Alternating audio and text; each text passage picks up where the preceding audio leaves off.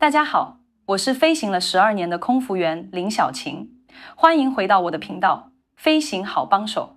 今天要聊的主题和每一位准备搭机的旅客都息息相关。你有没有遇过这种情形？在登机安检时，明明觉得自己什么都没带违规物品，却突然被拦下。安检人员语气很严肃地说：“不好意思，这个不能带进去，要没收，甚至可能开罚。”那一刻是不是又尴尬又无奈？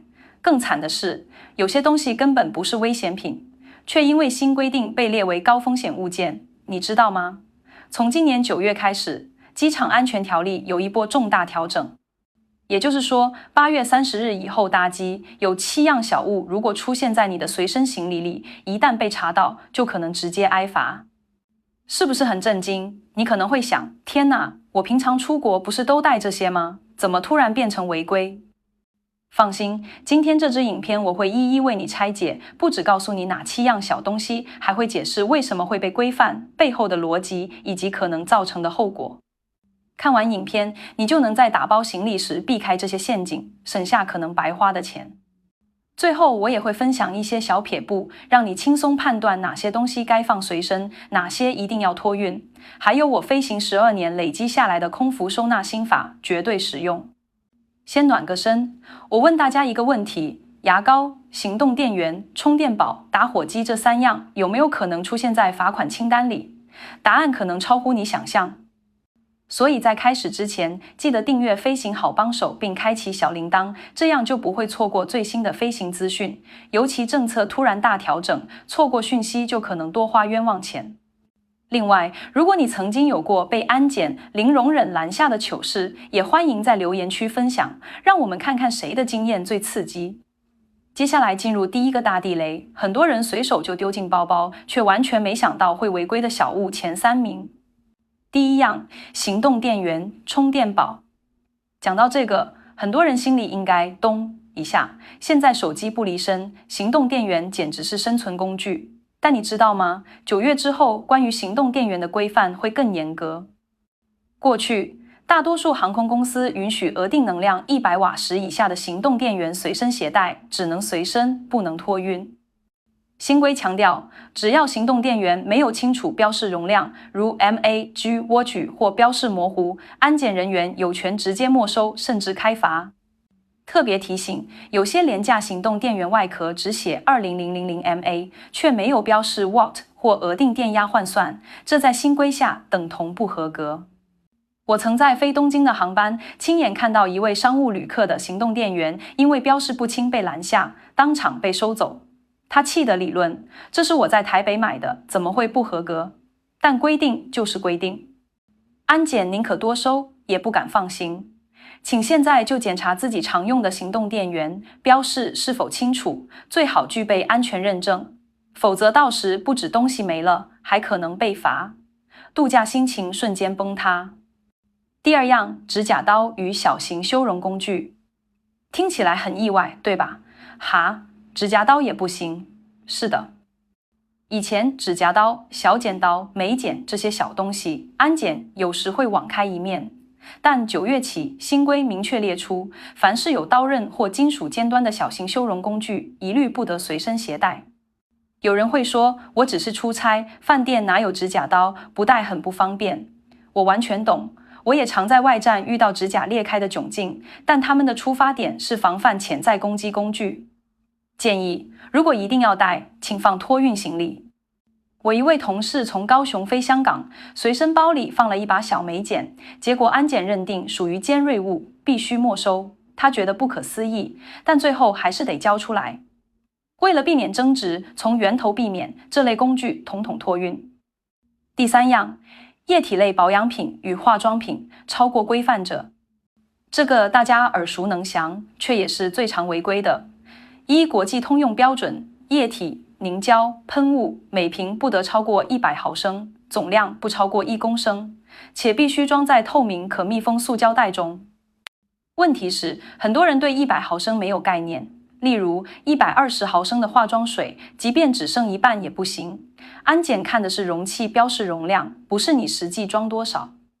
我曾在飞伦敦时看到一位女生的高级保养品一字排开，全是120毫升或150毫升的瓶子，安检直接说全部不能带，她急得快掉泪，因为总价上万元新台币。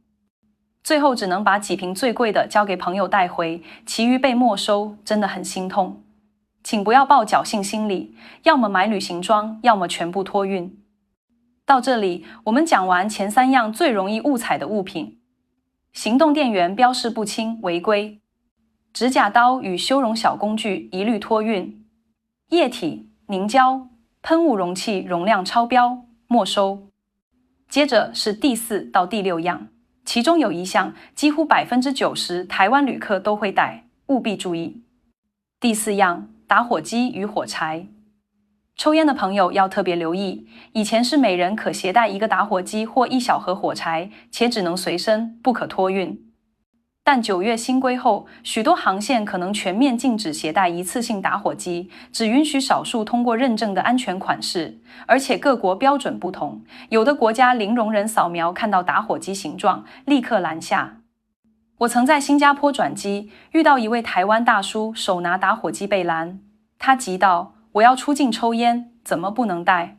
安检很冷静地说：“先生，这里不能抽烟。”现场一阵爆笑，但打火机还是被没收。建议若有抽烟习惯，不要期待能带上飞机，到目的地再买，最安全、最省事。第5样，食物，尤其是肉制品与水果。这是台湾旅客最容易踩雷的项目，很多人喜欢带台湾小吃、肉干、水果给国外亲友。但你知道吗？很多国家完全禁止肉类制品入境，而且新规下连带上飞机也更严格。换句话说，即使你只是打算在机上吃，也可能被安检拦下。像肉干、香肠、卤味，基本上都不行。我亲眼见过一位阿姨想带一袋卤味鸡翅上机，准备在机上慢慢啃，结果在安检就被拦下，说明是肉制品禁止携带。她当场边念边把鸡翅吃光，周围的人都笑翻。另外，水果也是大地雷。虽然台湾水果超好吃，但像芒果、荔枝，许多国家担心虫卵或病菌，因此一律不准。尤其澳洲、纽西兰等地检疫特别严格，硬带不止没收，还可能重罚。建议想分享台湾美食，抵达后改寄食品或购买当地合法贩售的版本。第6样，药品与保健品，标签不清或分装不明。很多人会忽略这点，出国难免带感冒药、胃药、保健品。新规特别强调，任何未清楚标示成分的药品或无处方的管制药，一律违规。举例，你从药局买的成药包装完整没问题，但如果你习惯用小药盒分装，把药一颗颗放进去却没有外盒标示，在安检眼里就是来路不明。有些国家会要求你当场丢弃，严重甚至做笔录。我有位乘客带了一袋保健品胶囊，瓶身全是中文。在加拿大转机时，安检看不懂，误以为是管制药，足足耽误近1小时才放行。之后他学乖，出国只带少量，并自行附英文标签。建议常备药尽量保留原包装，若需处方药，携带处方影本。保健品不要一次带太多，尤其粉末状更容易被误会。接下来是最后一项，也是安检最紧盯的大魔王。第7样，锂电池，包含相机、笔电、备用电池与行动电源。相较于食物、药品，锂电池才是安检关注的核心，因为处理不当可能起火或爆炸。规定大致如下：只能随身携带，不可托运。容量需在规范范围内，通常不超过100瓦时，部分航空公司可到160瓦时，但需事先申请。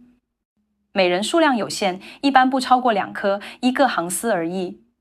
偏偏很多人不知道，常把行动电源放进托运行李，一旦在 X 光机被发现，行李会被拦下，延误时间，甚至需要开箱检查。我就见过一位旅客托运行李里放了3颗超大行动电源，被要求全部取出，并当场警告，下次再犯将罚款。重点提醒，行动电源一定要随身带，出国前先查电池容量与航司规定，相机电池或笔电备用电池要妥善绝缘，最好放在防火袋或原厂盒里。到这里，我们完整讲完9月新规下最容易踩雷的7样小物：液体、凝胶、喷雾超过100毫升不行；锐利小物、小刀、剪刀、眉剪等一律托运；电子产品及其可疑电池、镁线材需依规携带；打火机火柴多，航线禁止或严格限制；食物尤其肉制品与水果高风险，罚则重；药品、保健品包装及标示必须清楚；锂电池与行动电源规范最严，只可随身且有容量限制。这些东西看似日常，但一不小心放进随身行李，就可能被拦下、没收，甚至面临罚款。实用小技巧：如何快速通过安检？事前分类，整理行李前先准备安检袋，把液体、药品、行动电源统一放入透明袋，检查时快速拿出。随身从简，随身物品越精简，越不易引起怀疑，非必要尽量托运。事先查规，不同航空公司与国家规定不同。例如，有的航司对液体超严格，有的对行动电源容量门槛更低。若转机，务必查所有航段。保持礼貌与耐心，安检执行的是制度，态度好能避免不必要争执，有时还能得到小小方便。今天这支影片把9月起机场安检新规定一次说清楚，希望大家看完后能少一点焦虑，多一点准备，别因为一个小东西被拦下，害自己行程大乱，还多花一笔冤枉钱。也想问问大家，你有没有在安检被拦下的经验，或差点被罚款的惊险故事？欢迎在留言区分享，让更多人避坑。如果觉得今天的内容有帮助，记得按赞、订阅飞行好帮手，并开启小铃铛，我会持续带来最新、最实用的旅行与航空资讯。